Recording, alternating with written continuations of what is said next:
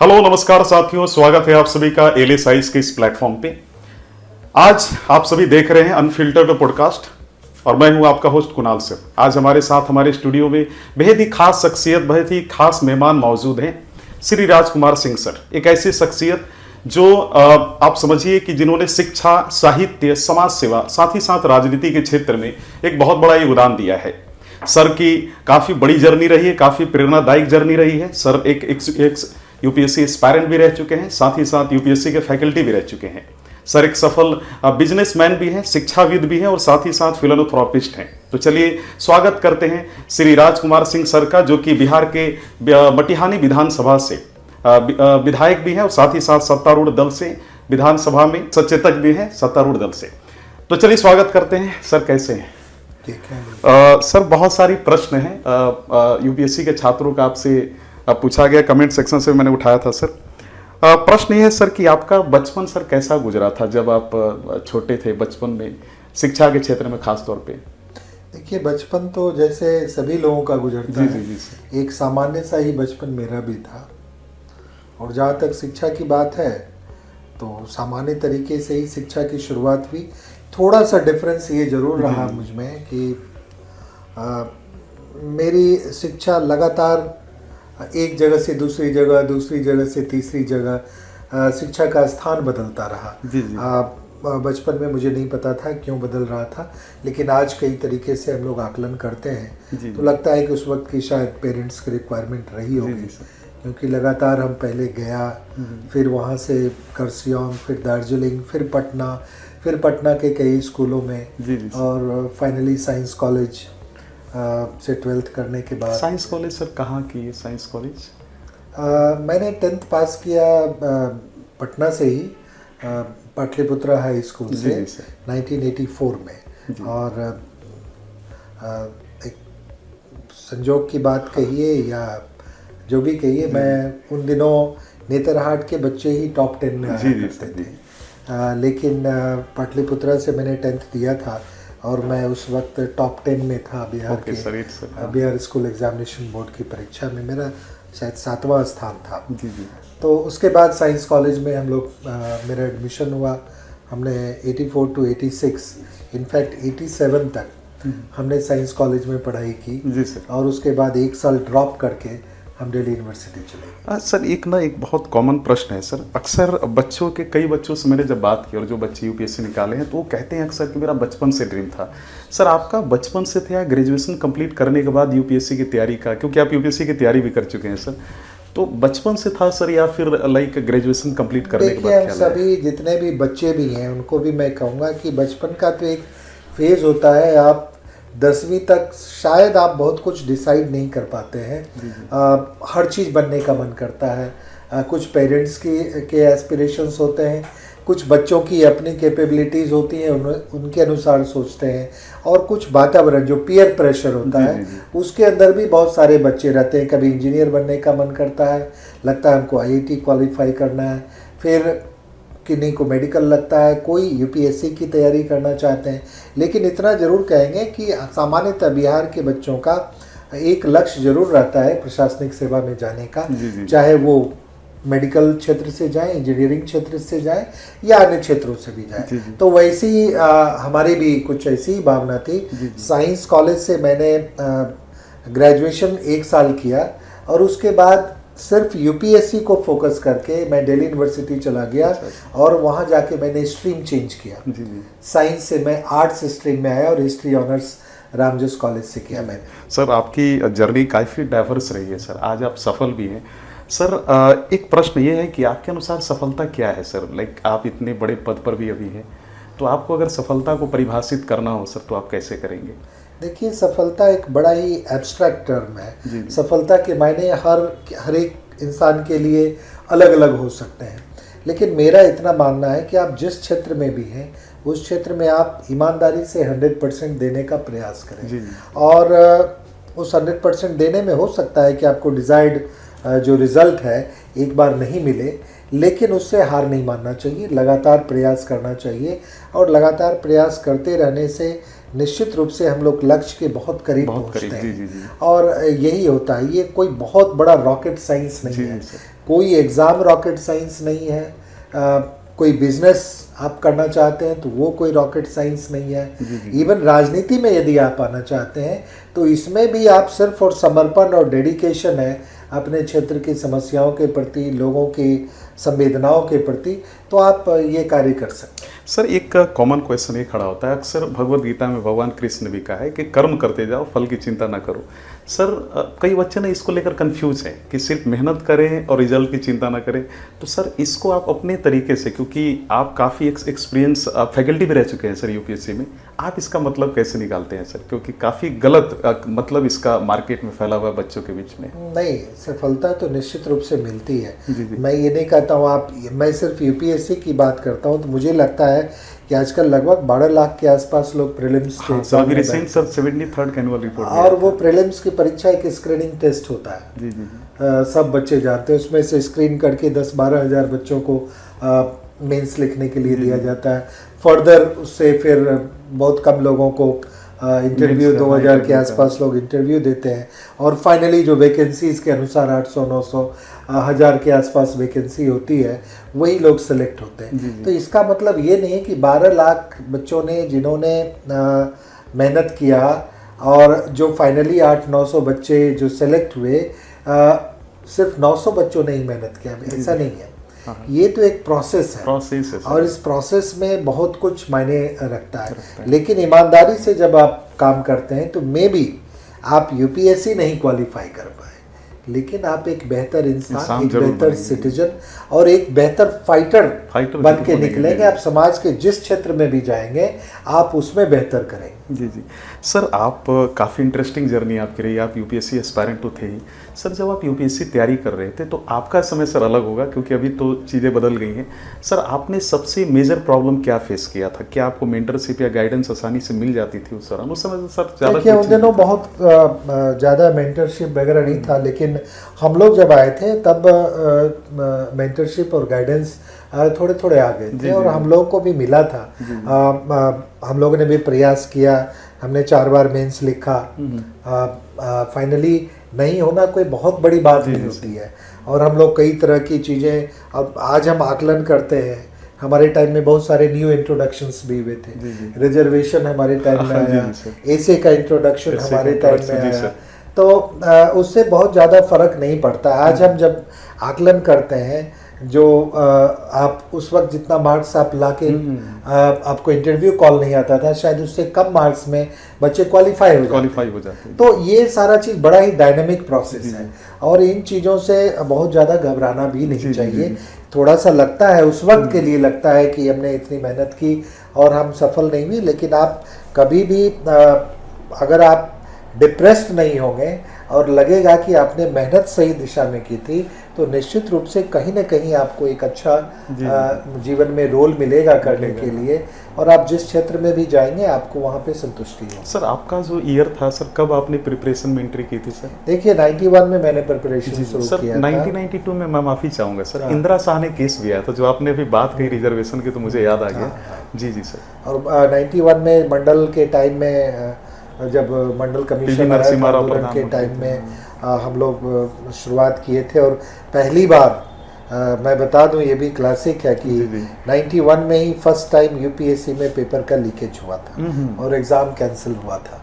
हम लोग प्रीलिम्स लिख के आए थे और इवनिंग में एग्ज़ाम कैंसिल हुआ, और उसके बाद फिर मुझे लगता है कि जस्ट बाद राजीव गांधी जी की वो दुखद हत्या हो गई थी, उसके बाद थोड़ा सा पोस्टपोन हुआ एग्ज़ाम, बहुत सारी चीज़ें हुई, और तो लगातार 91 से हम लोग बीच में, फिर चूँकि मेरे पास एज का गैप था, मैं पहली बार जब एग्ज़ाम दे रहा था तो I had not completed I think 22 years, तो 21 और 22 साल के बीच में ही थे हम, तो लेकिन था इच्छा कि जल्दी से जल्दी इसको हम तैयारी कंप्लीट करें। सर एक बड़ा इंटरेस्टिंग क्वेश्चन आता है कि सर आप तो तैयारी कर रहे थे, अचानक सिविल सर्विसेज के फैकल्टी में एक्सीडेंटली या कोई सर प्लान था पहले से? नहीं, वो देखिए वो सभी को होता है। जब आप सिविल सर्विस अल्टीमेटली जब आप क्वालिफाई नहीं करते हैं तो जनरली आपका अनुभव इतना हो जाता है, फिर आप सिविल सर्विस, हमने एक कोचिंग इंस्टीट्यूट शुरू किया, और उसमें हम कई साथियों ने मिलके किया, और उसमें थोड़ा बहुत फैकल्टी जो है पॉलिटी वगैरह हम लोग पढ़ा दिया करते थे। बहुत सीरियस हम इंस्ट्रक्टर नहीं थे, लेकिन कोचिंग की शुरुआत हमने की थी, और उसमें हम लोग कभी कभी पढ़ा दिया करते थे। एक सर मेंटरशिप का रोल, एक मेंटरशिप का रोल हो जाता है। तो ये लगभग होता है। आप जब जाएंगे आज की डेट में दिल्ली में, और ख़ासकर मुखर्जी नगर और करोल बाग एरिया में, तो आपको इंस्टीट्यूट्स का एक बहुत ज़्यादा इंस्टीट्यूट मिलेगा। तब एक इंस्टीट्यूट नहीं हुआ करते थे। जी सर।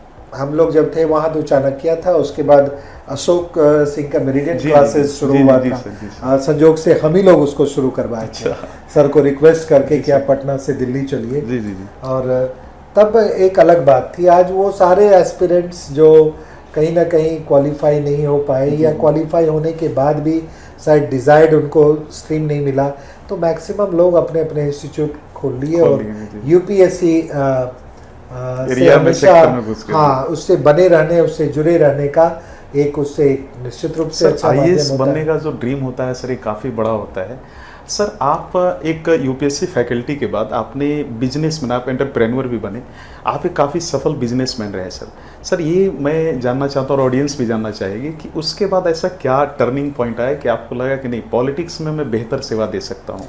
देखिए, वो मैंने बोला कि हर एक का जीवन एक स्ट्रगल है। सबका स्ट्रगल अलग अलग हो सकता है, लेकिन ऐसा कोई व्यक्ति नहीं है जिसके जीवन में स्ट्रगल नहीं होता है उसका। तो मेरे जीवन में भी मुझे लगा कि काफ़ी स्ट्रगल्स थे इनिशियली, और हमने कई चीज़ें ट्राई की, यूपीएससी ट्राई किया, फिर हमने बिजनेस भी शुरुआत की। फाइनली हमने अपने नेटिव प्लेस पे आके, बेगूसराय में आके मैंने बिज़नेस की शुरुआत की। और जब बेगूसराय में एक तरीके से बिज़नेस सेट हो गया ऑलमोस्ट, तब जब बेगूसराय में ज़्यादा हम रहने लगे तो लगा कि एक बहुत बड़ा क्षेत्र है, सामाजिक क्षेत्र है, जिसमें बहुत बड़ा गैप है।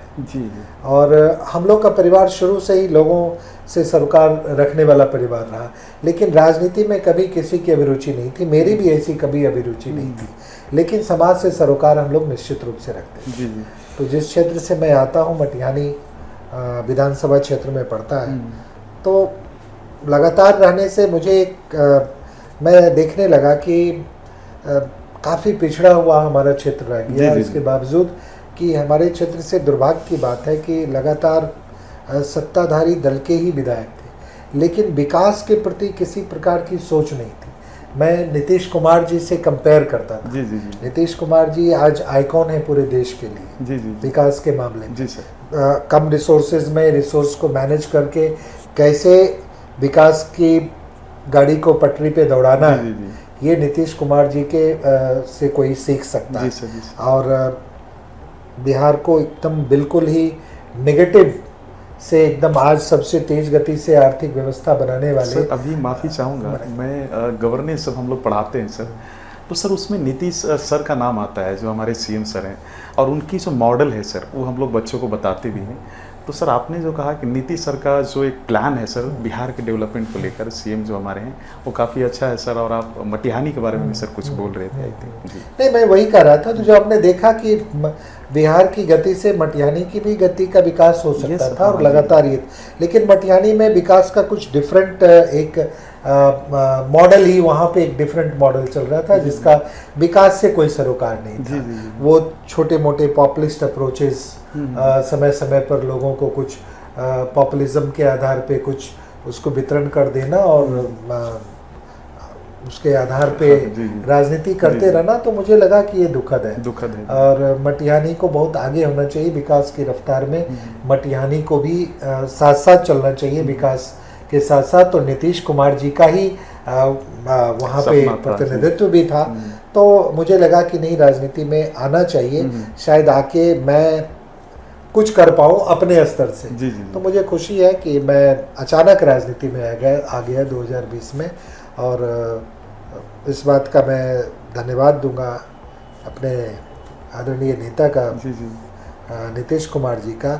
मैं उनके दल से चुन के नहीं आया था, लेकिन जब मैं चुन के आया तो मुझे लगा कि मैं चुना गया लोगों से एक अपेक्षा के लिए। लोगों ने मुझसे अपेक्षा की है कुछ, विकास के प्रति। तो मैं नीतीश कुमार जी के दल में आके शामिल हुआ और मैंने एक ही लक्ष्य रखा कि मटिहानी का विकास करना है। और उसका एक प्रतिफल है कि आज 4-4.5 साल हुआ है और उसमें विकास के सारे आयामों को पूरा करने का प्रयास हमने किया और माननीय मुख्यमंत्री जी का उसमें पूर्ण सहयोग रहा। आज जो मटिहानी में लगातार 15-20 वर्षों तक सड़कों की हालत बदहाल थी। आप एक जगह से 5 किलोमीटर की दूरी तय करने में आपको 2-2 घंटे लगते हैं। आज मटिहानी की सारी सड़कें बनकर मटिहानी में स्वास्थ्य की इतनी अच्छी व्यवस्था हो गई है।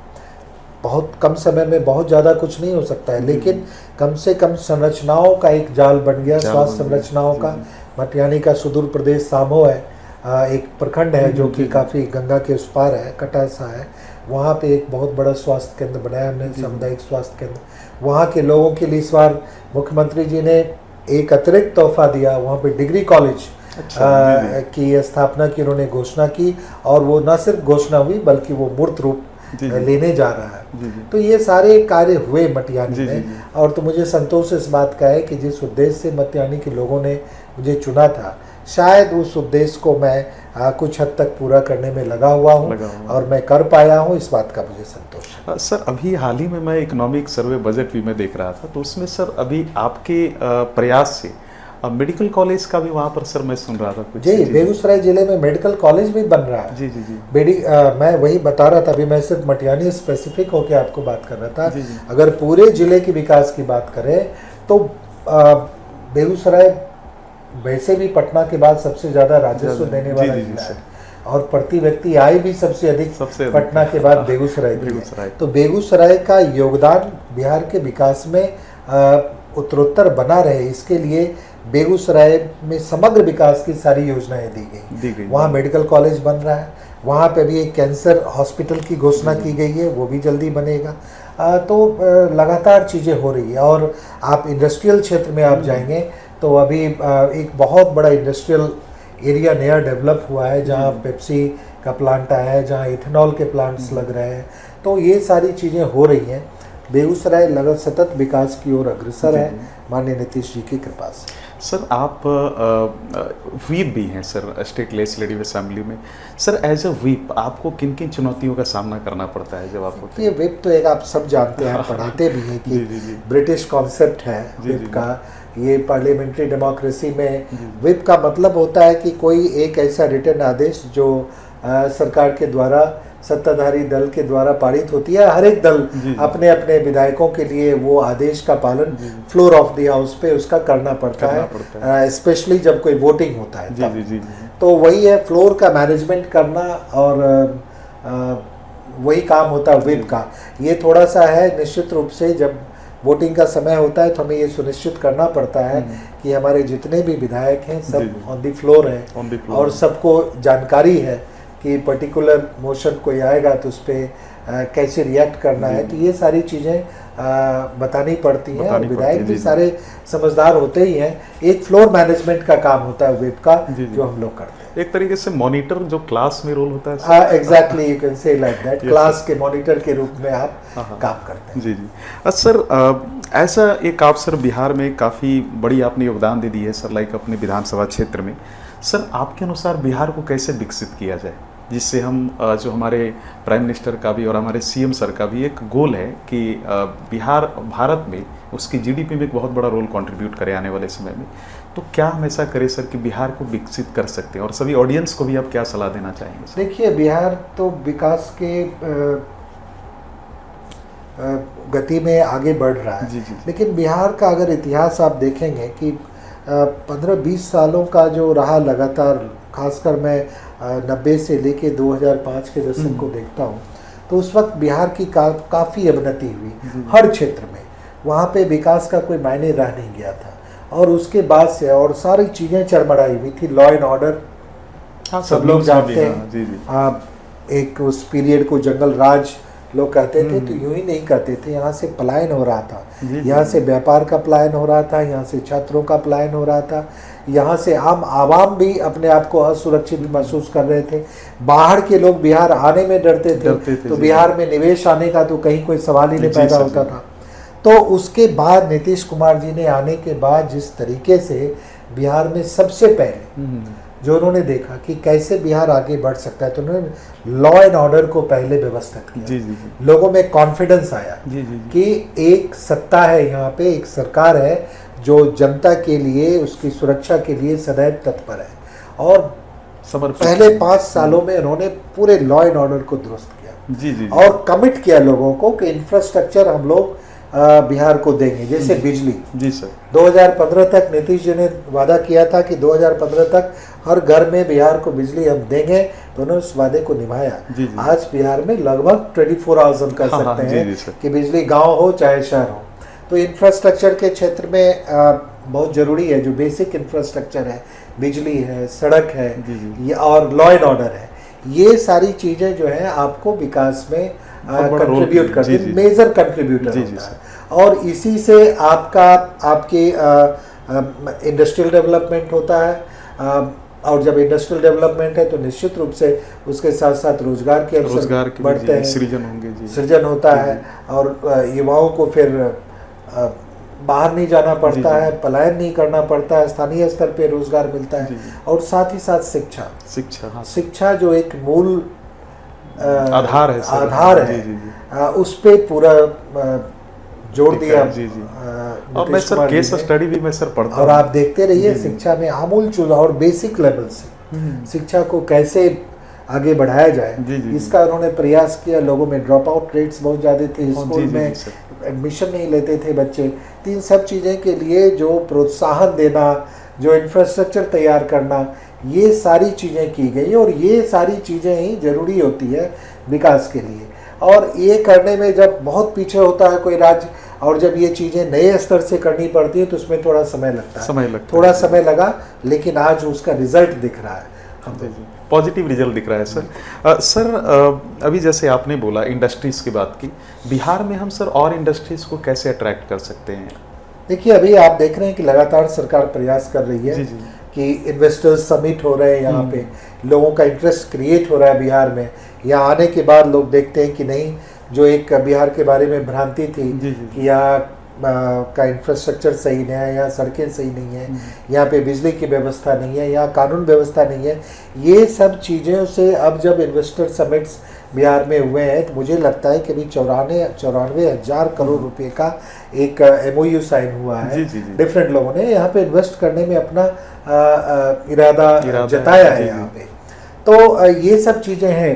इंडस्ट्रियल डेवलपमेंट, पहले कॉन्फिडेंस बिल्डिंग मेजर्स, मुख्यमंत्री जी ने उन मेजर्स को अपनाया और उसको स्ट्रॉन्ग किया, ताकि लोग यहाँ पे आके आए, यहाँ पे निवेश करने का उनका कॉन्फिडेंस बढ़े और तभी यहाँ पे इंडस्ट्रियल डेवलपमेंट होता। तो ये सब चीज़ें आप देख रहे हैं कि धीरे धीरे सब कुछ हो रहा है। सर मैं यहाँ पे एक चीज़ बात बीच में बोलना भी चाहूँगा सर, कहीं पर भी बिजनेस को आने के लिए ये बहुत ज़्यादा ज़रूरी है कि वहाँ की सिक्योरिटी, लॉ एंड ऑर्डर काफ़ी अच्छी हो। हमारी जो प्रेजेंट गवर्नमेंट, इन्होंने लॉ एंड ऑर्डर को बहुत मजबूत कर दिया है सर।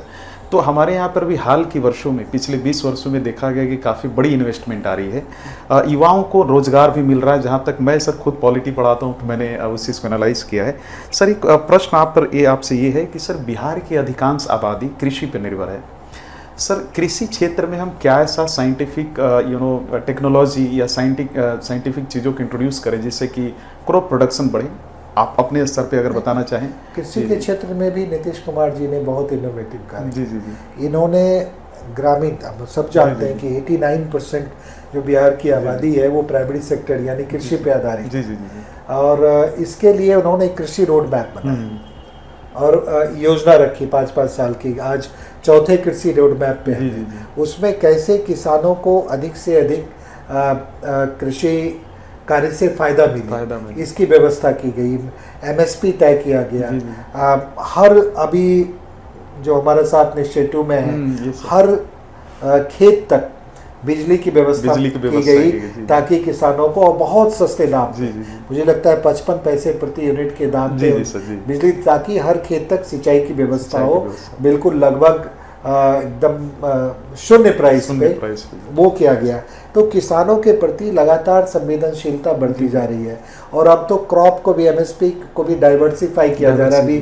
अभी मक्का के लिए गेहूं के लिए, धान के लिए और दलहन के लिए भी आया है कि उसके लिए भी हम लोग कृषकों को एक एमएसपी तय करें ताकि लोग हर क्षेत्र में काम करें। और इसके साथ साथ ऑर्गेनिक फार्मिंग पे भी काफ़ी ध्यान दिया जा रहा है। अभी तरह तरह के ऑर्गेनिक प्रोडक्ट्स की किसान उसकी ओर प्रवृत्त हो रहे हैं, उनके मार्केटिंग की व्यवस्था की जा रही है। इस बार के बजट में पूरा मार्केटिंग एक जो होता है उसके लिए जो इंफ्रास्ट्रक्चर होना चाहिए, किसानों के लिए गोडाउन्स की व्यवस्था होनी चाहिए, कोल्ड स्टोरेज की व्यवस्था होनी चाहिए, सारी चीज़ों पे फोकस सरकार ने किया है। और ये इसलिए किया है कि हमारा जो कृषि ग्रामीण क्षेत्र है, जो कृषि आधारित है पूर्णतः, उसको भी अधिक से अधिक बिहार के विकास में उसका योगदान हो, इसके लिए भी व्यवस्था की जा रही है। सर मंडी सिस्टम में भी काफ़ी योगदान आपका रहा है, उसमें अगर कुछ बताना चाहें, क्योंकि मंडी सिस्टम में करप्शन बहुत हो रहा था पहले, पिछले 20 वर्षों का अगर हम देखें,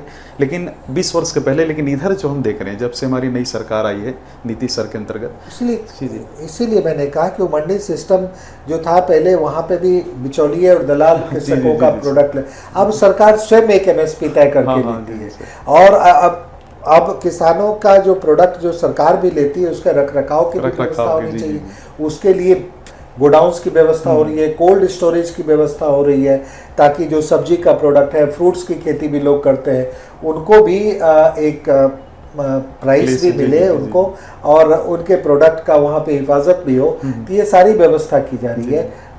कृषक के प्रति हमारे नीतीश कुमार जी का हमेशा से सही सोच रहा है, और लगातार सभी दिशाओं में जैसे उन्होंने इनोवेटिव प्रयास किया, इस क्षेत्र में भी कर रहे हैं। और एक क्षेत्र आपको और बता दूं, जो आदि आबादी का क्षेत्र है, जो हमारी माताएं बहनें, जो आदि आबादी है, उनके विकास के लिए जो सबसे पहला प्रयास पूरे देश में, यदि मैं कहूँगा, अगर किसी ने किया तो माननीय नीतीश कुमार जी ने किया। जी सर, मैं देख 2006 में आपने देखा कि उन्होंने सबसे पहले उनको पॉलिटिकली एम्पावर करने की कोशिश की, और 50% रिजर्वेशन जो पंचायती राज सिस्टम में उनको दिया। और लगातार उसके बाद नौकरियों में उनको आरक्षण देना शुरू किया। आज पुलिस की नौकरी में 35%, शिक्षा के क्षेत्र और शिक्षा में बच्चियों को शिक्षा के प्रति प्रवृत्त करने के लिए साइकिल योजना उन्होंने शुरुआत की, पोशाक योजना की शुरुआत की। धीरे धीरे बाद में वो लड़कों के लिए भी उन्होंने इवन सर मैं देख रहा था कि अगर बीपीएससी और यूपीएससी बच्चियां निकाल रही हैं, उनको पैसा भी दिया जा रहा है प्राइस के तौर पे। वो भी दिया जा रहा है, प्रोत्साहन की राशि है, ना सिर्फ बीपीएससी बट 10th पास करने पे प्रोत्साहन राशि है, 12वीं पास करने पे प्रोत्साहन राशि है, और ग्रेजुएशन करने पे बालिकाओं के लिए अलग प्रोत्साहन राशि है। और साथ ही साथ जो ग्रामीण क्षेत्र की महिलाएं जो रोजगार में जुड़ना चाहती, उसके लिए उन्होंने जीविका जैसी एक बड़ी सेल्फ हेल्प ग्रुप की सेल्फ हेल्प ग्रुप जैसा चीज लाया। 2006 में इसकी इन्होंने शुरुआत की। उस वक्त वर्ल्ड बैंक से सरकार ने थोड़ा सा ऋण लेके और इसकी शुरुआत की थी, और लगातार इसमें आज इतनी प्रगति हुई। आज हमारे देश में 10 लाख से अधिक जीविका समूह बने हुए, और उसमें लगभग 1,34,00,000 से अधिक जीविका की दीदियां हैं, और काफी प्रगति कर रही और विभिन्न क्षेत्रों में, ताकि महिलाएं आर्थिक रूप से भी सशक्त हों। आज महिलाएं अपने परिवार की एक कहते हैं ना कि वो इंजन का काम करती है, वो धन कमा के परिवार के पोषण में, बच्चों की पढ़ाई में, सब में योगदान कर रही है। तो महिलाओं का आर्थिक राजनीतिक सशक्तिकरण करने का प्रयास। अगर सर मैं सही हूँ तो माननीय नीतीश कुमार सर जो हैं, आई थिंक B.R. अम्बेडकर के उस पॉलिसी के अनुसार चल रहे हैं जिसमें कहा गया है कि आप किसी अगर समाज की विकास देखना चाहते हैं तो समाज में महिलाओं के विकास की स्थिति क्या है उससे नाप सकते हैं। बिल्कुल बिल्कुल बिल्कुल। तो सर एक हमारा प्रश्न ये है, जैसे आपने सर पलायन की बात की, बिहार से सर बड़ी मात्रा में पलायन हो रहा था सर, उसको लेकर हम पलायन को लेकर हमारी सरकार की क्या योजनाएं, वो तो ग्राउंड लेवल पे चल रही है सर, और हमारी क्या प्लान है कि जिससे हम पलायन को रोक पाएं पूरी तरीके से? देखिए, अब तो पलायन एक बीते दिनों की बात हो गया, उतना पलायन नहीं होता है जितना लोग। हाँ, अपॉर्चुनिटीज जहाँ ज़्यादा है, अब तो ग्लोबल अपॉर्चुनिटीज है, तो इसलिए बिहार के अब देश के हर हिस्से में, दुनिया के हर हिस्से में जाना और बेहतर अपॉर्चुनिटीज की तलाश लोग कर रहे हैं। और अभी दुनिया अब एक बिल्कुल ही वेल नेट, अब कोई क्लोज्ड ग्रुप नहीं रह गया, अभी बिल्कुल ओपन हो चुका है सबों के लिए। तो लेकिन निश्चित रूप से जब बिहार में इस तरीके की प्रगति होगी, इंडस्ट्रियल डेवलपमेंट होगा, शिक्षा का और विस्तार होगा, निश्चित रूप से पलायन हर क्षेत्र में हर क्षेत्र में रुकेगा। रुके, जी। और सरकार यहाँ पे स्थानीय स्तर पे भी काफ़ी नौकरियां दे रही है, 12 लाख नौकरी देने का, जी, जी। सरकारी नौकरी देने का इस साल के अंत तक सरकार की योजना है। साथ ही साथ 34 लाख लोगों को रोजगार देने की योजना है। लोगों को, युवाओं को रोजगार उन्मुक्त करने के लिए कई तरह की योजनाएं सरकार ने, 10 लाख तक का ऋण है, युवाओं के कौशल उद्यमी योजना है जी, जी, करके। जी, जी। तो हर तरीके से प्रयास किया कर जा रहा है कि युवा जो है यहाँ के युवाओं की ऊर्जा बिहार के विकास में उस ऊर्जा का प्रयोग हो और युवाओं को संसाधन दिया जाए ताकि वो अपनी पूरी ऊर्जा का प्रयोग बिहार के विकास में करें। 65% जो बिहार के युवा है जो 35 साल से कम उम्र के, तो इनका बहुत बड़ा योगदान हो सकता है। और इस योगदान की, इस चीज को पहचानना, इस रिसोर्स को भी पहचानने का काम माननीय नीतीश कुमार जी ने किया है और उसको टारगेट किया है कि ये क्षेत्र, ये जो समूह है, ये कैसे अपने आप में इसमें हिम्मत बढ़े, इसमें कॉन्फिडेंस आए, इनको संसाधन मिले सरकार का, ताकि ये बिहार के विकास में अपना योगदान दे पाए। सर, हैदराबाद और बेंगलुरु जिस तर्ज पे विकसित है सर, वहाँ पे काफ़ी मल्टीनेशनल कंपनीज हैं। पटना में सर हम क्या ऐसा करें कि वो कंपनीज हमारे यहाँ भी आकर्षित? देखिए, वो वही मैंने कहा, इंफ्रास्ट्रक्चर डेवलपमेंट होना चाहिए। हम लोग भी चाह सकते हैं कि हमारे यहाँ भी टेक्नोलॉजी पार्क बने, हमारे यहाँ पे भी अलग अलग अपैरल पार्क बने, तो ये सारी चीज़ें हो रही हैं। हम बेगूसराय की बात करते हैं, हमारे बेगूसराय में अभी टेक्सटाइल, हमारे जो सांसद हैं textile Giriraj Singh sir minister भी हैं, और उन्होंने बेगूसराय में टेक्सटाइल के क्षेत्र में भी काफ़ी काम करने का शुरुआत किया है। निफ्ट जैसे संस्थान को लाना है, उसका वर्कशॉप खोला है, वहाँ पे ट्रेनिंग सेंटर खोला है और निफ्ट इंस्टीट्यूट का एक ब्रांच भी खोलने की योजना है। तो लगातार कार्य हो रहे हैं और इन सारी चीज़ों से जब एक इंडस्ट्रियल माहौल बन जाता है, जब एक इंडस्ट्रियल ग्रोथ सेंटर बनता है जगह जगह पे, तो निश्चित रूप से आप लोगों को हैदराबाद और बेंगलोर जैसा मॉडल वहाँ के लोगों की वजह से ही बना है, वहाँ के युवाओं, वहाँ के टैलेंट की वजह से। जरूरत सिर्फ यहाँ के लोकल टैलेंट को चैनलाइज करके, उनको रिसोर्सफुल करके, उनका उपयोग बिहार के विकास में उनका योगदान कैसे उसको बढ़ाने की है, और उस और लगातार नीतीश कुमार जी की सरकार कार्य कर रही है। जी सर, आपने काफ़ी स्ट्रगल करके अपने जीवन में सफलताओं को हासिल किया। सर, आज के जो युवा हैं वो सर तुरंत कोई चीज़ पाना चाहते हैं। मैं चाहता हूं कि सर हम लोग इस मुद्दे पे भी थोड़ा ध्यान दे लें।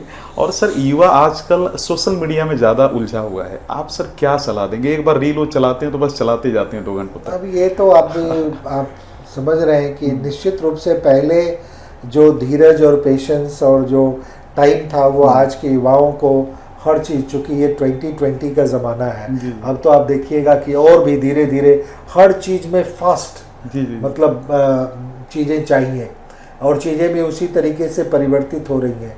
युवाओं का जो मानसिकता है वो भी वैसे ही परिवर्तित होती है। वो चाहते हैं कि हर चीज़ को तुरंत जल्दी से जल्दी हासिल कैसे कर लिया जाए, लेकिन किसी भी चीज़ को हासिल करने में एक रिक्वायर्ड इनपुट की आवश्यकता होती है, प्लान और इनपुट्स, और वो प्लान और इनपुट्स अपना समय लेता है। तो कभी युवाओं को हतोत्साहित नहीं होना चाहिए। हर चीज़ का जो अपने टाइमिंग, डिसिप्लिन से रहें। देखिए, सपने देखना सबसे पहला रूल है, सपना देखना चाहिए। और डायरेक्शन, सही डायरेक्शन देने के लिए आप जैसे लोग मेंटर्स बैठे हैं कि उन सपनों को हासिल करने के लिए किस डायरेक्शन में वर्क करना चाहिए। और ये 2 चीज़ें जब आती हैं तो युवाओं को अपने आप को सेल्फ डिसिप्लिन करना पड़ेगा सर। एक तो और उसके साथ डिटरमिन्ड रहेंगे आप, तो डिटर्मिनेशन जो परसिवरेंस कहते हैं जिसको, वो रहेगा, तो निश्चित रूप से आपको आपका गोल हासिल होगा, समय पर होगा। लेकिन आप जो काम आप अभी हम चाहेंगे रात हो जाए तो रात नहीं हो सकती, रात अपने समय पर होगी, सुबह भी अपने समय पर होगा। तो जीवन का गोल भी आप अपने समय पे ही हासिल कर सकते हैं। आप 10वीं की परीक्षा चाहे पहली से 10वीं की परीक्षा आप नहीं पास कर सकते, एक प्रोसेस होता है, एक प्रोसेस है।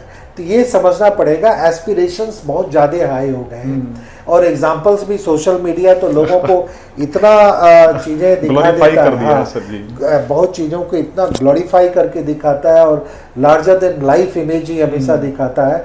तो उस पर बहुत ज़्यादा ध्यान नहीं देकर उसके जो सही कंटेंट्स, उस पे अच्छे कंटेंट्स भी हैं, आपको एजुकेट करेंगे, आपको मोटिवेट करेंगे। ऐसे कंटेंट्स पे अगर आप ज़्यादा ध्यान देंगे तो आपको ज़िंदगी भी आसान रहेगी, आपकी तैयारी भी आसान कर सकता है सोशल मीडिया, हर चीज़ में आसानी भी हो सकती है और आपके डिप्रेशन को भी कम कर सकता है। ये सब भी है सोशल मीडिया में, डिपेंड करता है कि आप किस यूज कैसे कर रहे हैं। सर एक यूपीएससी के मेंस में एथिक्स पेपर है सर, उसमें केस स्टडी से क्वेश्चन पूछी जाती है। सर आप एक जनप्रतिनिधि भी हैं, आपने कई केस को सॉल्व किया होगा बहुत बेहतरीन तरीके से। सर केस स्टडी जब सॉल्व किया जाता है तो ये भी ध्यान में रखा जाता है कि हम न्यूट्रल रहें, ज़्यादा किसी एक पक्ष में न जाएं। तो सर आप क्या यूपीएससी के एस्पायरेंट को सलाह देना चाहेंगे जो एथिक्स पेपर को डील करेंगे केस स्टडी वाले को? देखिए, ये तो नया पेपर एथिक्स एंड मोरालिटी हम लोग के टाइम पे नहीं था, बट ये रिक्वायर्ड है बहुत ज़्यादा।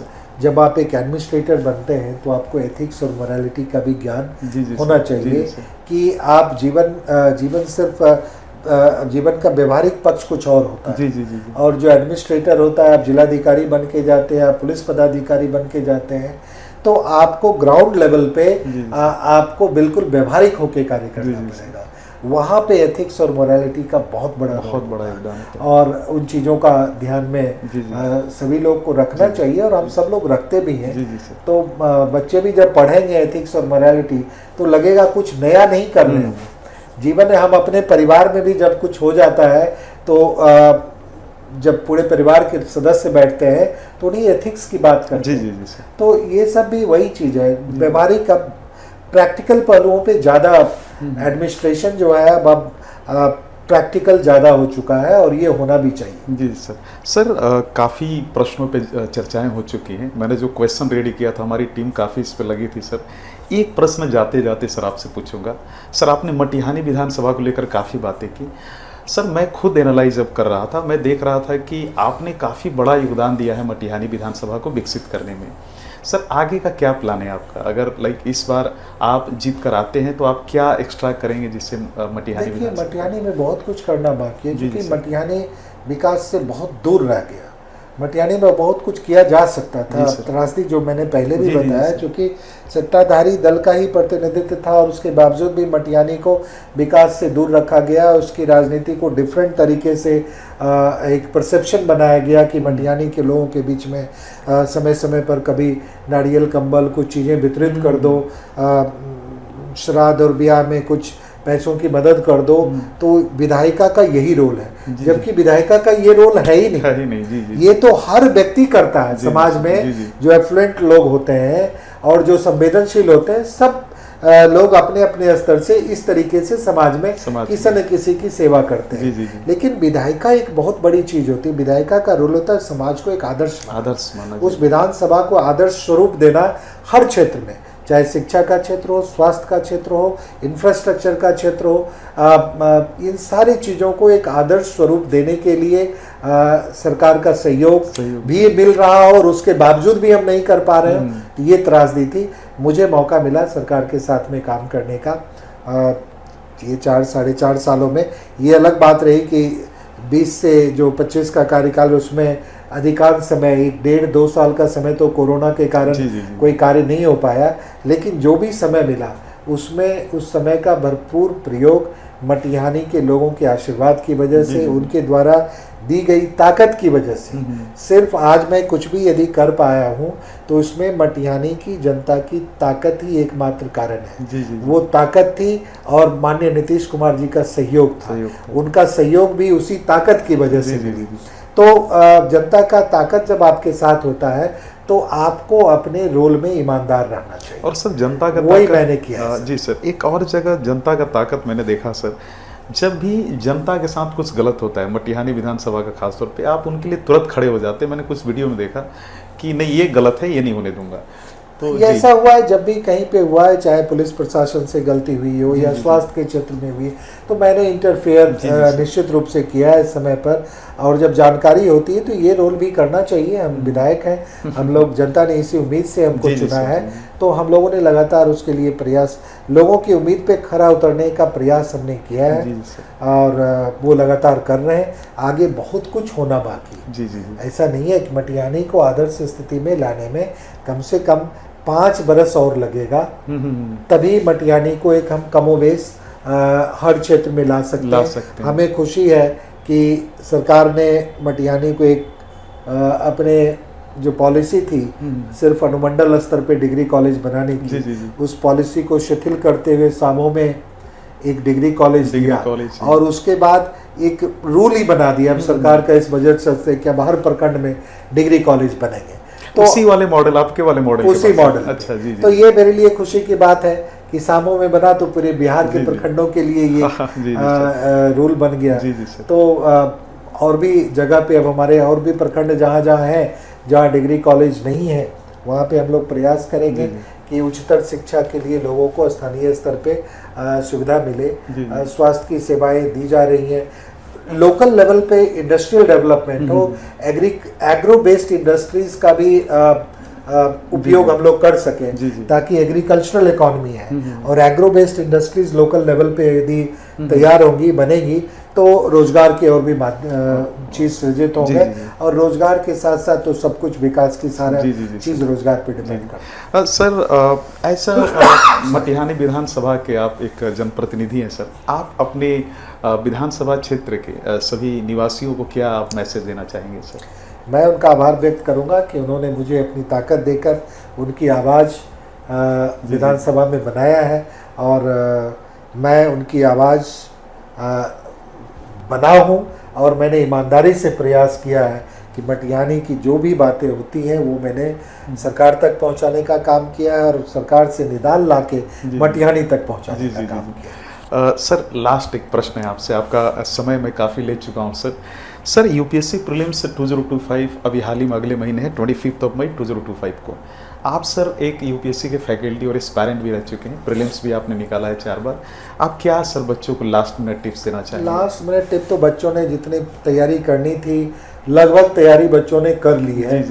कुछ लास्ट मोमेंट तैयारियाँ बची रहती हैं। मैं तो कहूँगा कि जितना आपने पढ़ा है चीज़ों को कंसोलिडेट कीजिए, जितनी आपने पढ़ाई की है उन सब चीज़ों को कंसोलिडेट करते हुए और बिल्कुल कॉन्फिडेंस के साथ में एग्ज़ाम में जाइए और एग्ज़ाम दीजिए बिल्कुल टेंशन फ्री होके, क्योंकि बहुत सारे एग्ज़ाम के समय जो प्रेशर लेके जाते हैं तो बहुत सारी चीज़ें पढ़ाई भी वहाँ पे प्रेशर में बेकार हो जाती है। कई बार ऐसा होता है जो स्टूडेंट हम लोग भी देखे हैं कि जब घर आके उसी प्रश्न को देखते हैं तो लगता है ये तो हम पढ़ के गए थे वहाँ आपको, चूँकि डिफरेंट तरीके से प्रश्न किया जाता है। तो जब आप बिल्कुल टेंशन फ्री होके और ये सोच के जाएंगे, मैं तो जब भी जाता था एग्ज़ाम में मैं तो ये सोच के जाता था कि जितना मैंने पढ़ा है उसी से आना है और उससे बाहर आएगा तो हम कुछ कर भी नहीं सकते। नेगेटिव तो ये कॉन्फिडेंस हमको था कि जितना आना है उसी से आएगा और हर बार हम लोग क्वालिफाई भी हो। सर आप लोग इस समय नेगेटिव मार्किंग थी? नहीं, हमारे समय में नेगेटिव। जी सर अभी क्या है ना बेनिफिट था। जी सर आपने जो बोला मैं बच्चों की एक चीज़ बात भी ऐड कर दूं कि सर का कुल मिला जुला कर ये कहना है कि आप 2 साल जितना भी तैयारी किए हो आप उस 2 घंटे में कैसा परफॉर्म करते हैं ये मैटर करता है सर। Yes sir. सर आपसे बात करके बहुत अच्छा लगा, काफ़ी कुछ सीखने को मिला और जो यूपीएससी के एस्पायरेंट्स हैं वो भी काफ़ी कुछ इस पूरे पॉडकास्ट से सीखेंगे भी। और सर आपने बिहार की जनता को काफ़ी मैसेज दिया। सर आज हम लोग यहीं पे इस पॉडकास्ट को बंद करें अगर आपकी इजाज़त हो। बिल्कुल। धन्यवाद सर। Thank you.